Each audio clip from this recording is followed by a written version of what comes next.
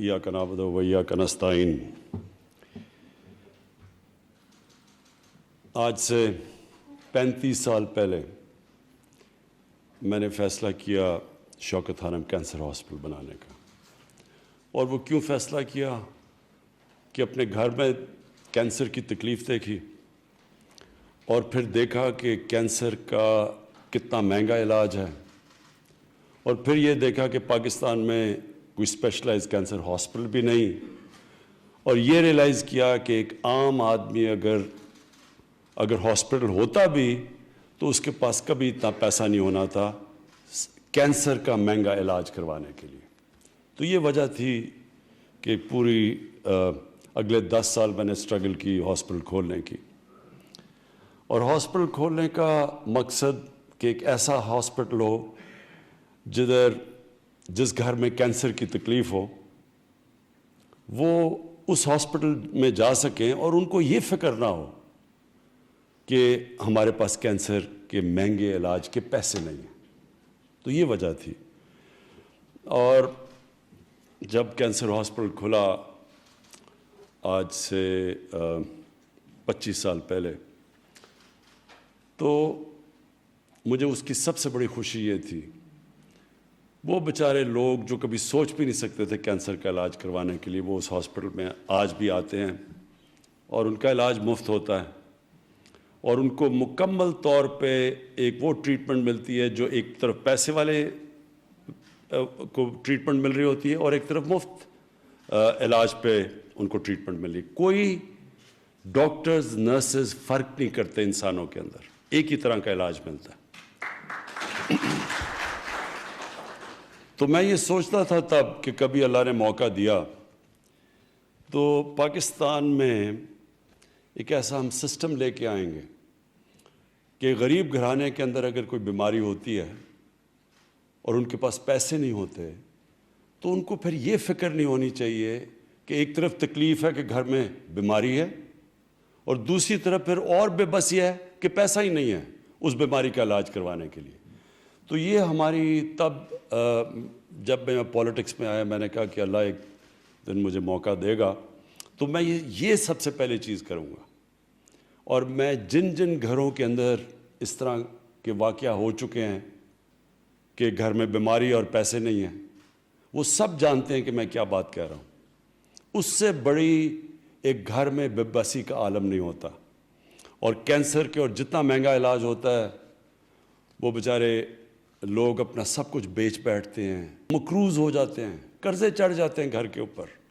वो लोग जो सफ़ेद पोश होते हैं वो गुर्बत की लकीर के नीचे चले जाते हैं इलाज करवाते करवाते।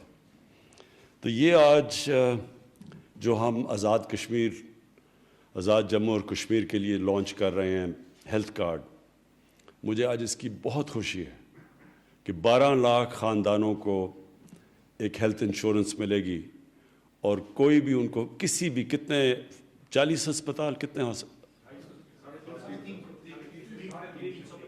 350 अस्पताल होंगे प्राइवेट और गवर्नमेंट के सारे पाकिस्तान में कि वो जाके अपने हेल्थ कार्ड से कहीं भी जाके अपना इलाज करवा सकें।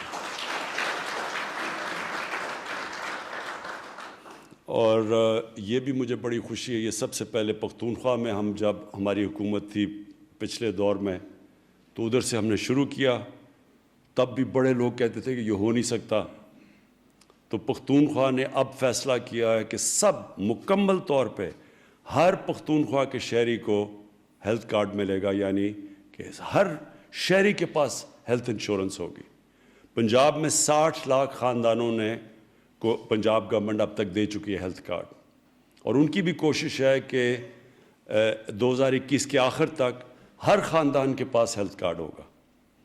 और मैं ये आज़ाद कश्मीर का मैं इसलिए खुश हूँ कि दूसरी तरफ कश्मीर में लोगों को पता चलेगा जो आजकल बड़ी मुश्किलों में हैं, जिनके ऊपर एक फैशिस्ट वो हुकूमत जो सबसे ज़्यादा ज़ालिम हुकूमत है मुसलमानों के लिए और कश्मीरियों के लिए, उनको एक पैगाम जाएगा कि देखें हम अपने लोगों को कैसे रखते हैं, कि किस तरह की हम सहूलत दे रहे हैं। और ये आपको हैरत होगी कि वो मुल्क जो बड़े अमीर मुल्क हैं ڈیولپڈ نیشنز جن کو کہتے ہیں، وہاں بھی یونیورسل ہیلتھ کوریج نہیں ہے۔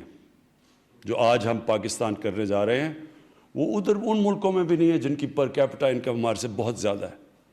تو یہ ایک بڑا ایک جرأت مند فیصلہ تھا ہماری حکومت کا کہ اتنا بڑا قدم اٹھانے کو، کہ ایک طرف قرضے چڑھے ہوئے ہیں ملک کے اوپر اور ابھی ہمارے پاس وہ وسائل نہیں ہیں، لیکن اس کے باوجود ہم نے فیصلہ کیا کہ ہم سب سے پہلے جو بنیادی ضروریات ہیں ہمارے لوگوں کی وہ پوری کریں گے۔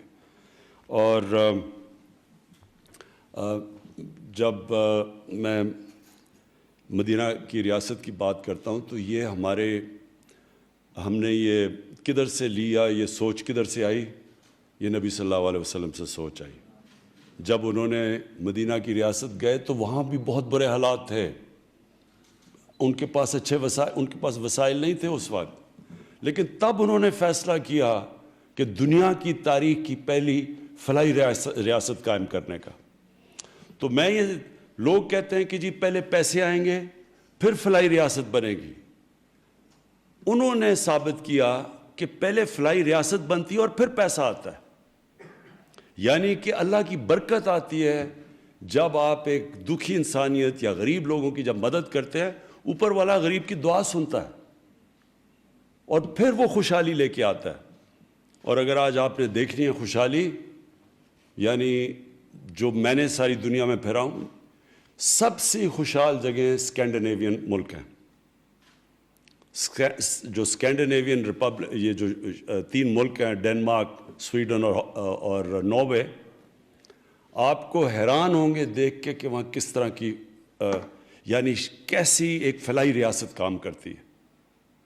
مکمل طور پہ ایک عام آدمی کی بنیادی ضروریات ریاست پوری کرتی ہے، اور وہاں اللہ کی برکت ہے، یعنی خوشحال وہ لوگ ہیں۔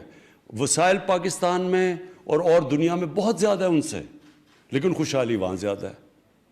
اور میرا یہ ایمان ہے کہ اللہ جب دیکھتا ہے کہ ایک معاشرے کے اندر انصاف اور انسانیت ہوتی ہے تو اللہ کی برکت اس معاشرے پہ آتی ہے، وہ خوشحال ہوتے ہیں۔